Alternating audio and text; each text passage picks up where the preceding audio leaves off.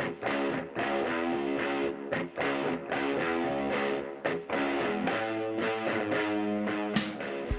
guys, welcome back to Ox Tools. I'm Tom. So we got Meatloaf 87 here, and got a couple of announcements, and got some stuff to show you guys on various things. So the big thing is Bar Z Industrial's Summer Bash. This is on August 15th, and if you guys follow Stan Zinkowski over at Shaden HKW, here's a little link. There's also a link in the description too. Anyway, he made an announcement that a bunch of us YouTube creators are going to get together down at his place, and he's inviting the viewership as long as you guys RSVP. So you have to go to his channel. He's got some rules and regulations, and he asked people to RSVP if they're going to show up, because he's going to have food and services and things like that he needs to plan for. So if you want to go, check out with Stan and get with Stan. I'm going down there. Adam will be there, a bunch of the other guys, so I don't want to go through the list.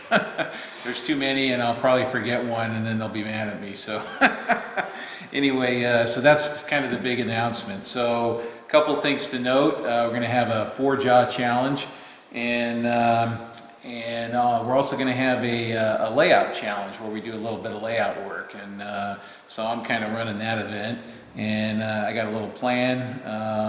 I made a special gauge that I'm going to take down there, so when we do our layout, we can check the layout on the gauge and see how folks did. And so there'll be a competition with a prize. There's door prizes. We're bringing shirts and all kinds of stuff. So it should be pretty cool. If you're in Southern California around August 15th, you should plan on going. It's going to be epic. Let's just leave it at that. So without further yappage, I'm going to move the camera around, and we'll look at some new stuff that came in the shop, and then check it out. All right, so the first one, I actually got a bunch of stuff on this table here. Let's we'll do the big ones first and get them out of the way. I got these from my buddy Andy Buchanan, and he picked them up at a garage sale that had actually multiple sets. So he ended up with a set, and then I got a set from him too. And what these are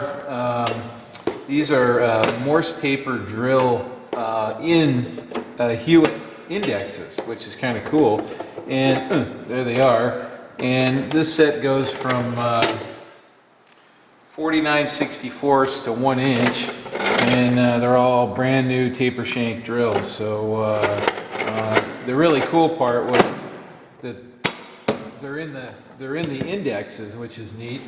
This one's 33/64 to 3/4 by 64th increments, and which is kind of unusual to see them in indexes. And I have kind of a partial spotty set, various sizes, and this is kind of nice. I picked these up from him. They're kind of complete sets. Now this one here, this is Andy's still. I'm going to take this down to the Bar Z Bash and see what I can horse trade for when I go down there. So it's in a Hewitt box. There's a couple missing here. Not too bad. Oh, okay, there's one missing, and it's a 61/64, so that's what's missing there. And it's kind of a mixed set, it looks like, made up out of some strays. I'll have to look and see if I have that 61/64. So anyway, that's going down to Stan's place for trade, my trade bucket. I'm actually filling up my trade bucket with all kinds of neat stuff. Okay, so this next one here, it's kind of a two-parter here, and this comes to us, is kind of an interesting story. This comes to us from a guy named Daniel Salros, and he's actually in Sweden, and he and I did a little bit of talking over the internet, and you'll see something that he sent me here in a little bit. But he bought these off eBay in the United States, both of these here. And but the guy wouldn't, the seller wouldn't ship them to Sweden. So he asked me if I'd help him out, and I said, yeah, sure, I'll help you out. And so what it is, and actually this is the part that Daniel really wants here, this lower bit here. And he says these you can trade or keep or do whatever you want with them. And what they are is it's a set of gauge blocks here. Now what's interesting about these is these are Johansson, Dearborn Johansson gauge blocks. Okay, so they're marked Dearborn Gauge Company, and this is the company that, or the outfit that Henry Ford and Johansson kind of set up to make gauge blocks in the U.S.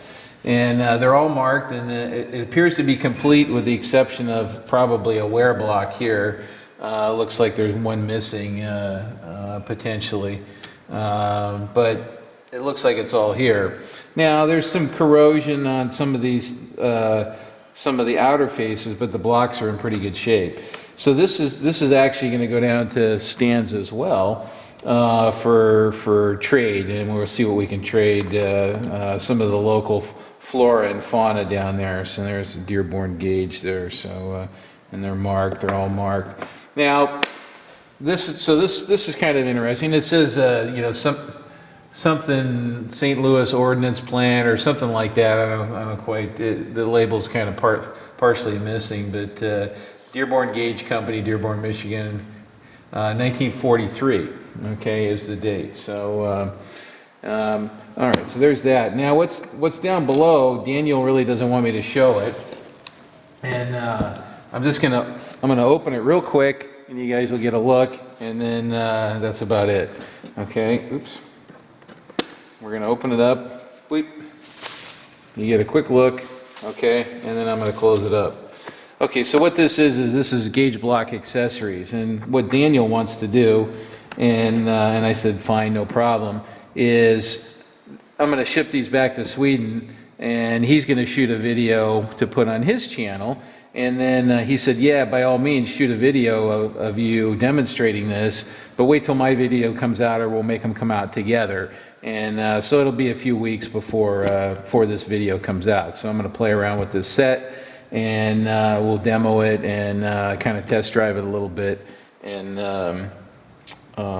show some of the features, and then we'll send it back to Sweden. We'll let Daniel mess around with it, and then the videos will come out at roughly the same time.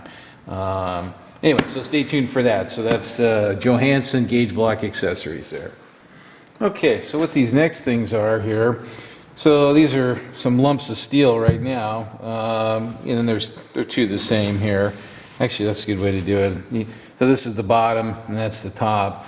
And what these are small, little short, fat, cylindrical squares, and that's the intent here.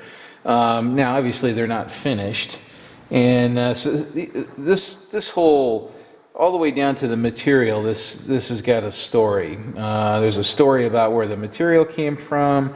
There's a story about the heat treating. There's this story upon story.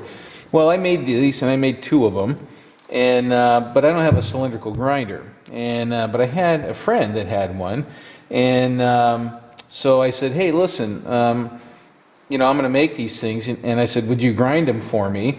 You know, as good as you can grind them and make cylindrical squares out of them. And for your efforts, I'll let you keep one. That's why I made two, right? And he said, yeah, sure, I'll do it. So I gave them to him,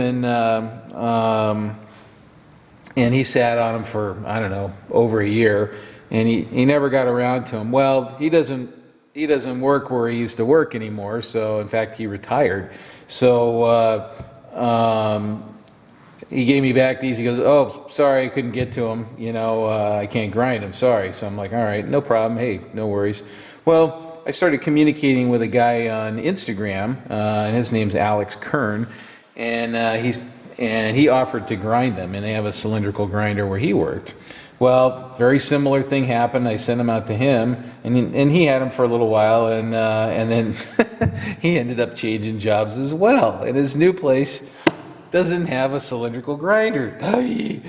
So he says, sorry, man, I couldn't get to him. You know, I said, hey, no worries, just send him back, you know. So these things have literally been all over the country. They've been flying all over the place, these big lumps of steel here.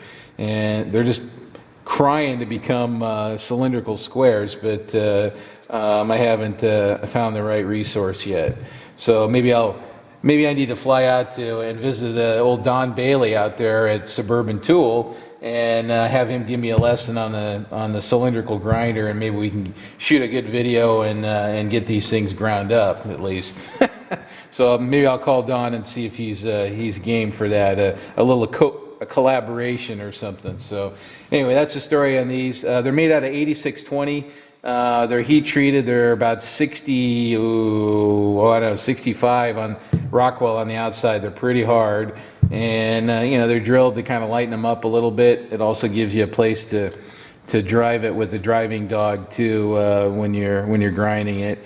And then it's got crud reliefs under the bottom, so as you move it around on the surface plate, any dirt gets trapped in those openings. So one of these days we'll get them ground. So anyway, a little update on that because those just came back in the mail the other day. Okay, so the beginning of this story here with Daniel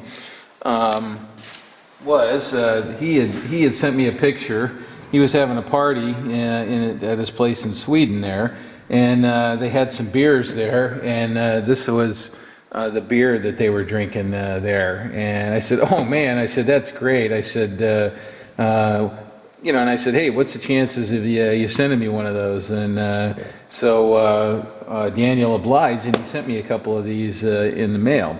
So you know, we worked out a little deal, and then I'm going to help him out too with these Gage block accessories, and so I got a couple of Old Ox beers out of it, Stark Lager, so 1848. I don't know. I'll probably, this one's dented, so I'll probably drink that one and try it and see how it is, and then kind of save the other one as a shelf sitter. So just because of the entertainment value. So Daniel, thank you very much. Those are cool. They made it intact. They were well packaged. He's got this protective netting on the outside, which is always kind of cool. And anyway, thanks a lot, Daniel. Okay, so the next one here is a little Taft Peirce update. I've been working on this in the evenings off and on, and fiddling around with it. Right now I got the table blocked up in here, and you can see the ball rollers under there, and the retainers, they're just underneath to keep them safe under there. And I was inspecting the guideways under there, and they look really good. They just need cleaning and a little bit of TLC under there, no problem. Done a little cleaning, get the cat pee off, but the main thing that I've been working on is this, and this is a big bucket of funky old stinky electric stuff that I pulled out of it, and basically stripped it down to the bare minimum. It had abandoned wiring from an old coolant pump and some other things, so I pulled all that off of there. Got the spindle all cleaned up here, so anyway, so we've been chipping away at it. Maybe I'll bring you in closer and we'll take a look at the chuck mounting surface. It's actually in pretty good shape. It had a little bit of corrosion on it, not bad, but it came out pretty easy. So we'll run an indicator around on that when we get it set up and see how it looks. And maybe we'll grind that surface as well. And then actually, I'll show you the chuck too. We'll go over to the chuck and we'll look at the chuck, because I did a bunch of cleaning on the chuck. So that's all happening, looking pretty good. And I don't know, shopping for DROs for this as well. So probably going to put a DRO on this just for fun. Okay, let's go look at the chuck. Okay, so here's the chuck. And it cleaned up pretty good. It's got a couple of doinks in it where somebody, I don't know, something got clobbered in the thing. So I'm debating, you know, one of these. I think, yeah, that one right there. That one's fairly deep, And so what I would do is I would actually mill down until that cleaned up, and then I would grind the chuck in. But I'm tempted to not do anything about it right now, and just when I remount the chuck, I'll grind it in nice and flat, and then start using it. And if those start giving me some trouble, then I'd do something about I'd do something about them. They're too deep. They're too deep to go after, but grinding wise, I don't know. Maybe I ought to measure that and see. It might not be that bad. So we'll see. It's kind of a wait and see. So this is a brown and sharp micro mesh, and it's a very fine pole, horizontal poles, and I don't know. They're about 30 thousandths apart, actually, the pole pieces. So very, very fine mesh. So it's just a small little guy, and permanent magnet. I lubed it and cleaned it, and the bottom is in pretty good shape there, so it's looking pretty good. And it's kind of ready to use, so I'm not going to screw around with it too much. A little dressing diamond. Actually, a viewer sent me this. This is a pretty cool little diamond there. So you can do it that way, or you can lay it down like this and do the side of the wheel too. So it's just nice little compact one. I have several flavors of these around, but this is actually kind of a nice one here. So I'm sorry, but I can't remember who sent me this. It's been quite a while, and it's got a good diamond on it as well. So, and then I'm going to show you one other thing here because somebody asked about it in the comments. Okay, so this is this wheel balancing deal here, and once again, I can't remember who asked about it, but they asked how it works, right? Well, basically, it all hinges on this. It has a precision arbor that mounts in the grinding wheel hub here. Okay, so it mounts in there. Now, this particular hub here, this is a hub that has the ability to be balanced here. Let me. I got some stuff soaking on it here to make it happier. Let's wipe it off so we can see it. But this particular hub has the ability to be balanced here, and it's got some index marks here. Okay, and you can rotate these in relation to one another, at least the center ring. Okay, and so what you do is you mount your wheel to this, okay, in the normal fashion. Then you mount it on this arbor, okay, with this little guy right here, okay. I'm just going to put it in hand tight, and then you level this, and then you put it on. You put this on, and okay, there it goes. See, it wants to roll away, right? So the heavy spot ends up at the bottom. So what you do is you make adjustments with this, and it's got a little locking screw there. You make adjustments and you twiddle around with that, and you keep trying it until it doesn't find a bottom. Okay, you can put it any way you want, and it just stays, and it doesn't rotate and find a heavy spot. So then you take this arbor out, and then you're ready to go mount the wheel on the spindle. Okay, so anyway, that's how that thing works. So normally you would mount the wheel and dress it, and then take it off, and then come back here and do this again, just so that it was running concentric or reasonably concentric, and then you weren't tuning a wheel that was running out a lot too. So okay, anyway, that's how that thing works. So I did some cleaning on this too, and these are the leveling screws. This is a nice little unit here. Actually, this would probably make a really good project for somebody that tool maker type, right? These are heat treated and ground little ways here, and so it's a nice little project to do that. And if you have a cylindrical grinder, then you can make the arbor and everything. So anyway, little Taft Peirce update there. Okay, so this is the pile. I went to the big Alameda flea market this Sunday with my friend Don, and normally I actually don't get a lot of tools there. Well, this time I did actually, and it was killing me by the end. All this weight in my backpack just kind of weighing me down, but I made it. So anyway, we'll go. I'm gonna bring you in a little closer, and then we'll look at each one of these things because there's some kind of unique stuff here that's worth talking about. This in particular.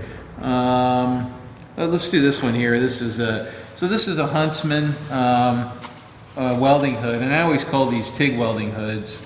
It's a 711P is the model number. They don't make this one anymore, actually. So if you find them, they're kind of rare. And I really kind of grew accustomed to this style and myself, and I finally wore one out after, I don't know, 30 years. And so I went to buy another one, and I couldn't find one. And I finally found one, and so if I see it, yeah, if I see one, I buy them. Anyway, 20 bucks for that. It's a little bit, the front's a little hamburger here, but that's easy enough to fix up. Boy, somebody couldn't see diddly squat out of that, let me tell you. So it doesn't have a protective cover plate on it. So it's got one on the inside. Hey, good idea. So hey, if you're gonna put a cover plate on, put it on the outside. Okay, little clue there for folks. So anyway, I don't know, not much to talk about. Anyway, $20 for that. So let me change the camera, we'll look at some of this other stuff. All right, so this is the score from the flea market. What this is a big ingot of Babbitt here. Syracuse Babbitt, United American Metals, and it's got the little Indian chief on it there. Now, I can't figure out what alloy this one is. It's not marked. And usually they're marked if they're lead tin or lead copper or tin copper or whatever. You know, I can't remember the various ones. Actually, these guys are still in business, and but it looks like normally the ingots are marked as to what particular metal they are. So the only other clue on here, maybe one of these guys out in internet land can help me out there. So there's no markings. Got the Indian Chief, United American Metals, Brooklyn, New York, Syracuse Babbitt, and then on the back, let's see, where is it? There it is. It says alloyed under the Stanley process, and that's actually a process that these United American Metals, I guess, came up with. So it's an unused ingot there, and I don't know. It's pretty heavy, so it's probably lead, but tin lead or whatever, so I'm not sure. And I don't really have any particular use for it, so I'll probably send this along to one of the Keiths, Rucker or Fenner, or maybe I'll chop it in half and send half and half, something like that, I don't know. Those guys do a little bit of babbitting, so maybe they can make use of this. Anyway, 15 bucks for that. You know, it's kind of a curiosity for me, and but it was pretty cheap, so I said, okay, fine, I'll take it. So anyway, that one. Okay, and then let's do these guys here. These are these little Northwestern toe clamps. They have a little set screw here, and these go on basically on the deck, and you can clamp on the let's actually. Maybe we can demo there. So you can clamp down very, very low on the edge of something, and it pushes in and down, so it kind of seats things down, and it gives you a little bit of room to work up here. So when you need one of these, you really need one.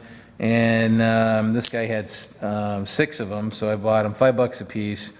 He wanted a little bit more, and I was like, yeah, I don't really want all of them. I really only wanted 4, but that's okay. I got all 6, $5 a piece, so not bad there. Pretty happy. Okay. Should I? Yeah. All right. Let's do this one. I gotta. This segment's getting a little long, so stare at dividers. This is the kind of the old style that has a rod running down here from this. The newer ones don't have that. So that's the kind of a hallmark of a certain vintage there. And I have a pair like this that I really like. This is the Faire type. They call it the Faire type. They're kind of square section, and then they taper down. And this has the little, see if I can make it work there, the quick nut, so you can move them real quick. So it's kind of, it's actually a really nice pair of dividers. I don't think, they don't even look like they've been used, so I think they're in brand new condition, so I'll polish those back up. And I mean, the points are, that's like a factory grind on those points. They're very, very sharp, and they're very symmetric, so I'm pretty sure that's, this is unused, so pretty cool. This one here, It's a little Criterion boring head, and holds 1/2-inch tools. It's one of the square ones with the separate dovetail piece here. You can actually take that dovetail piece off, and that was 30 bucks for that little guy right there. But it seems to be fine. It's got kind of a smallish shank on it, but not bad. And it's actually a little bit bigger than I have a square one like this that I made. It's a little smaller than this, so this is kind of in between, and it'll have a little bit more offset. Okay, so anyway, that's pretty cool. It's got a guy's name on it here. Merman, something Merman or Herman. Hard to say. It's kind of jaggly, scratched in there. Anyway, 2-inch square boring head, Criterion. All right, so this next one, these end mills actually came from the same guy here. These are actually the kind of the incredible buy for the day here. So, you know, I was standing there for a little while and listening to some of this guy's prices, so I was like, okay, I'm probably not going to buy anything from him. But he had some coins, and he was real specific about the coins that he had. And then so I picked up I don't remember if it was one of these, I think. I said, well, what do you want for that? And he said $5, and I went, $5, geez, okay. And you know, I had already checked them, and so these are regrinds here, but they're really nice regrinds, and they're sharp, 5-flute end mill, 3/4-inch diameter, solid carbide. Okay, so for $5, I went, oh boy. I go, oops, now I'm not going to be able to get it back in there. I guess I'll just have, oh, there it goes. Start using it. So I went, okay. Now he had a lot of them actually, or I don't know, a fair number, but you know, I mean, this is actually quite a supply for me here, and I was tempted to buy more. Maybe I'll go back again and see if he's got more. But anyway, $5 a piece for those. You know, these are probably 200 bucks new, something like that is my guess. I can't quite read the C&H. I wonder if I have to look a little closer here. Yeah, some of them were marked. These are GARs here, and I think this is a Bassett in there. But the little ones, okay, so 2 for $5, which is pretty good too. There's a nice looking tool. That's like a 3-flute there.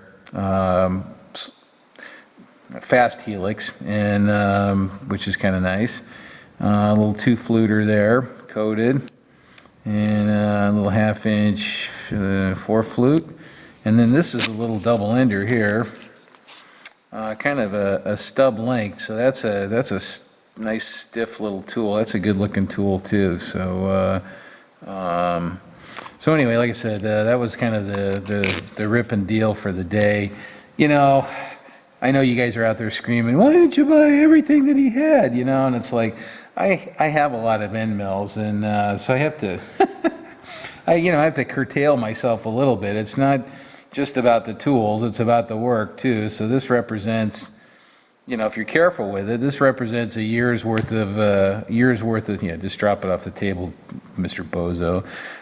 You know, easily a year's worth of work if you're careful with it, right? You know, so 4 years, a couple more, you know, I mean, so, you know, at the rate that I do things around here, probably. So, so anyway, that was the killer buy at the flea market.